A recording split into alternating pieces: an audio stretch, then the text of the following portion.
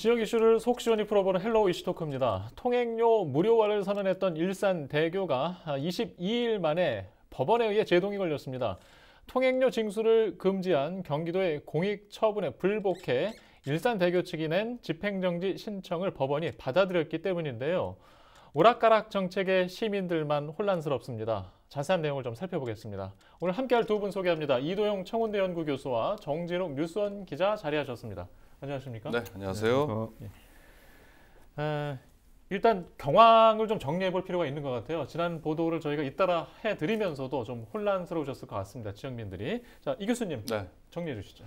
네, 법원에서 지난번에 일산대교 주식회사 운영에 어려움, 불가능할 것이다 발생한 가능성도 클 뿐만 아니라 공익처분의 옳고 그름을 따지지도 않고서는 법인 활동을 배제하거나 박탈하는 것은 가혹한 거 아니냐 하면서 집행정지 가처분 신청을 내렸었는데요.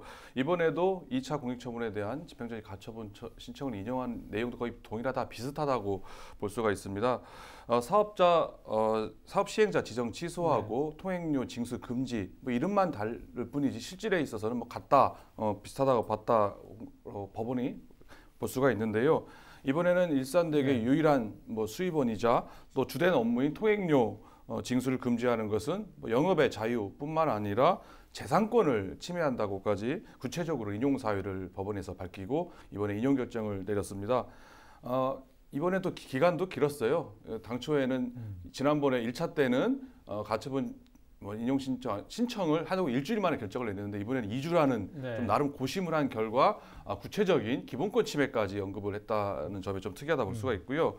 경기도가 내린 2차 공익처분이 앞서 법원이 판단한 또 1차 공익처분에 대한 집행정지 가처분 신청 인용하지 않았었습니까? 그럼에도 불구하고 그걸 또 뒤집듯이 그걸 배치되는 처분을 내리기도 좀 곤란하다는 측면도 언급을 했습니다.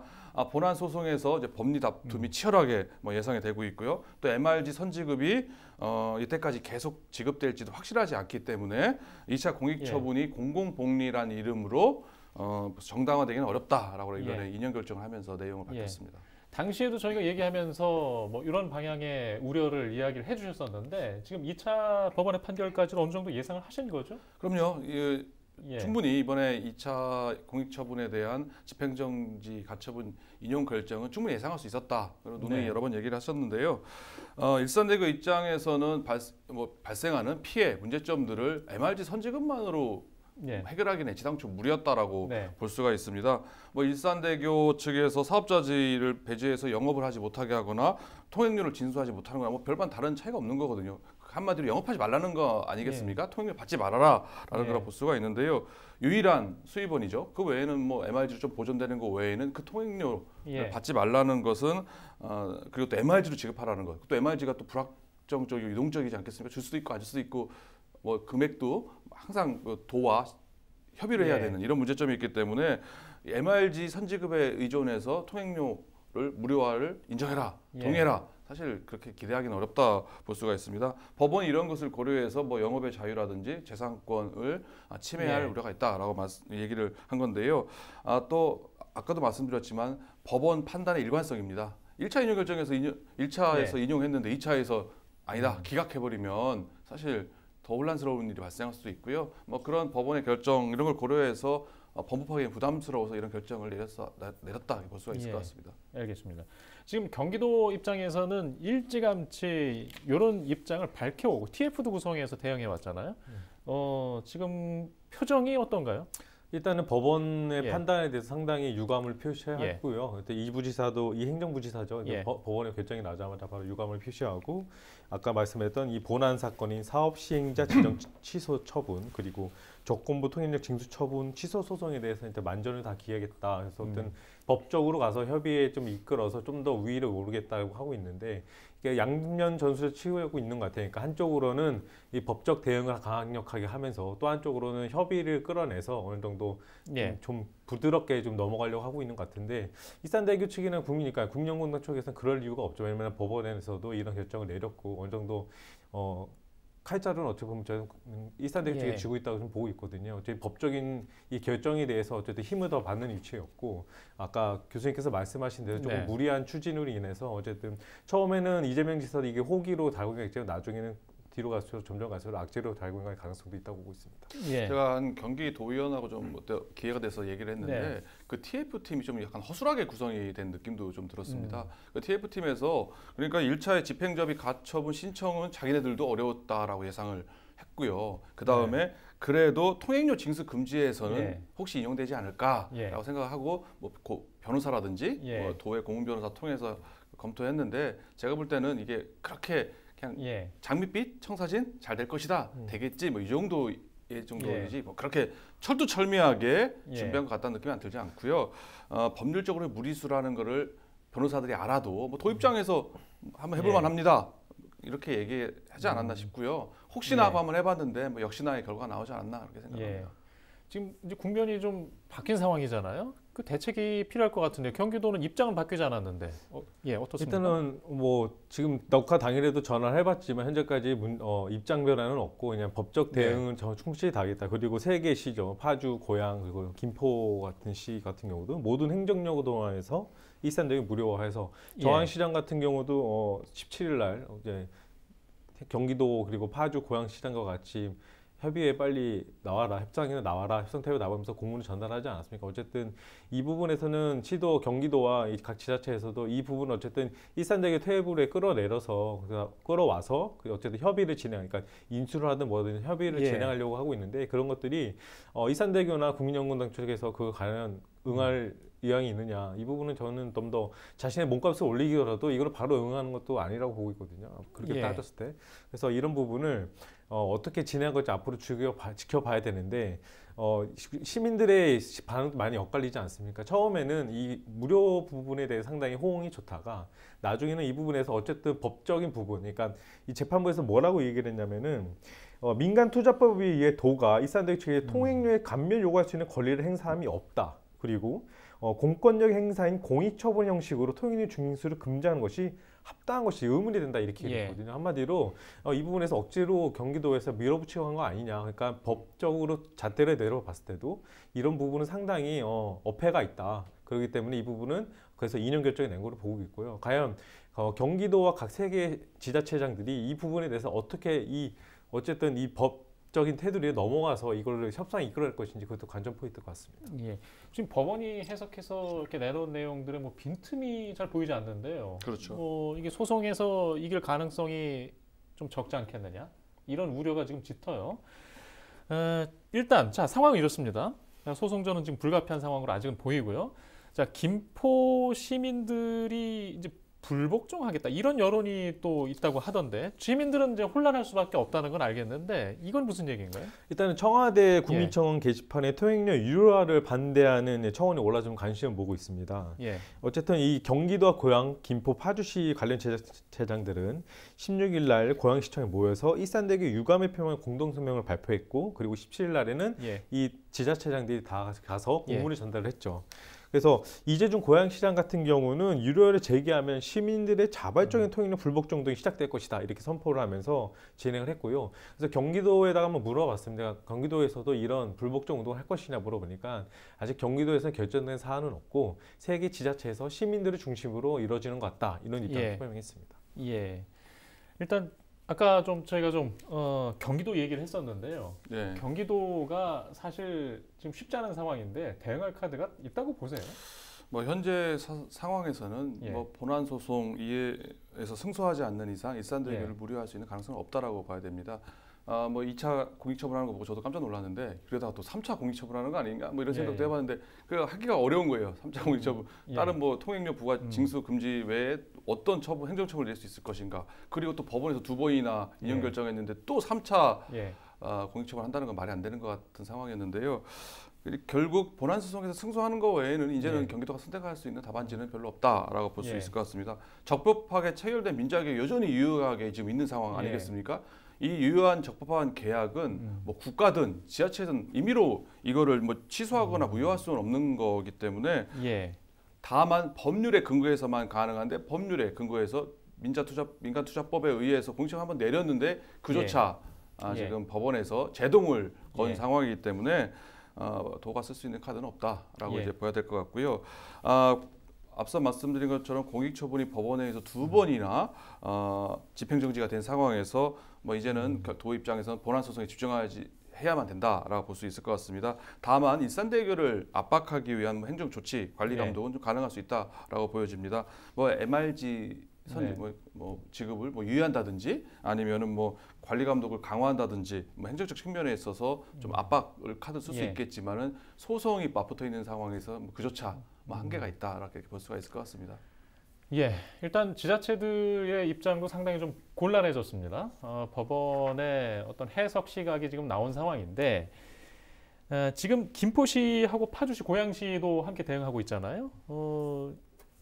아마 법원의 그 2차 의사를 밝힌 사실이 나온 뒤에 공문도 김포시장이 직접 가서 제출하고 하는 소식을 봤습니다만은 지금 행정력에 대한 우려 시선들이 있어요. 그동안 뭘 한 거냐, 이게 낭비 시선에 대한 우려도 있고, 그리고 그럼에도 불구하고 부당한 이의 제기는 계속 해야 된다. 자, 여기에 대해서도 좀 의견을 좀 들어보고 싶은데요, 교수님? 네, 그렇습니다. 각종 논란과 뭐 갈등 끝에 뭐 결국 유료화로 되돌아간 거 아니겠습니까? 행정력만 낭비한 거 아니냐 이런 비판을 당연히 받을만 합니다. 저는 제가 볼 때도 그런 측면이 있다라고 생각을 하고요. 1차 공익처분으로 해서 일단 무료화를 시켰단 말이에요. 그런데 바로 법원에서 다시 유료화되고 다시 2차 공익처분으로 무료화하고 또 법원에서 유료화되고 결국 유료화에서 유료화되는 그대로 상황은 그대로인데 20일 동안만 시민들만 혼란스러운 상황이 발생했다 볼 수가 있습니다. 시민들 입장에서 뭐 이랬다 저랬다 이거 뭐 무료화야 유료화야 사실 좀 황당할 수도 있고요. 혼란만 가중시켰다라는 비판이 충분히 나올 만하다고 생각을 합니다. 그렇다 보니까는 뭐 김포, 파주, 고양, 일선 지자체들도 마찬가지라 보여지고요. 이들은 또 인수 비용에 대한 또 합의까지 해야 되는 문제 아니겠습니까? 산 넘어 산인 상황이에요. 근데 진행되는 거는 지금 사실 암담한 상황이라 볼 수가 있는데요. 게다가 지금까지의 행정력 낭비는 사실 일도 아니라고 생각합니다. 지금까지는 뭐 아까 말한 그 문제점을 지적을 했습니다만은 앞으로가 더 문제다. 국민연금공단과 긴 소송전이 남아 있는 거 아니겠습니까? 그러니까 어느 정도 걸릴지도 모르고 상당한 기간이 뭐 대법까지 간다고 하면 더 길어질 수가 있는 문제가 있는데요. 여기에 소요되는 사회적 비용과 갈등, 혼란 이거는 뭐 더 크다고 지금은 뭐 보다 훨씬 더 크다고 생각이 됩니다. 만약에 경기도가 패소할 경우에는요. 지금 손해배상 책임까지 또 하나 물어야 되는 상황 아니겠습니까? 앞으로 상황은 더 심각해지지 않을까 이렇게 생각합니다. 지금 이제 소송이 불가피한 상황이지만 경기도나 세계 지자체나 입장에 근거한 대응은 그대로 가는 거죠. 준비를 하겠다는 거죠, 계속.